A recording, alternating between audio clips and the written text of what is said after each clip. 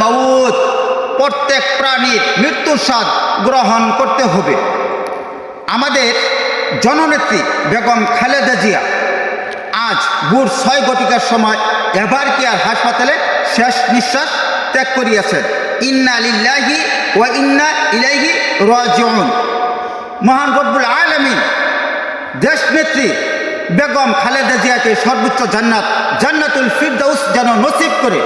আমরা মুসলিম জাতি হিসাবে যে যেখানে আছি সেইখান থেকে কমপক্ষে সূরাতুল ইখলাস আমরা 3 বার তেলাওয়াত করব, ওনার জন্য দোয়া করব। মহান রব্বুল আলামিন ওনাকে যেন মাফ করে দেন, ওনাকে সর্বোচ্চ জান্নাতুল ফিরদাউস যেন নসিব করে। ওনার মৃত্যুতে দেশের অপূরণীয় ক্ষতি হয়ে গেল। তাই আমাদের উচিত কমপক্ষে সূরাতুল ইখলাস আমরা তিলাওয়াত করব। সূরাতুল ইখলাস কেউ যদি 3 বার তেলাওয়াত করে, মহান রব্বুল আলামিন তার আমল নামাতে পূর্ণ 1 খতম কোরআন শরীফ তেলাওয়াতের সওয়াব দান করে। সূরাতুল ইখলাস হচ্ছে বিসমিল্লাহির রহমানির রহিম, কুল হুয়াল্লাহু আহাদ আল্লাহুস সামাদ লাম ইয়ালিদ ওয়া লাম ইউলাদ ওয়া লাম ইয়াকুল লাহু কুফুয়ান আহাদ।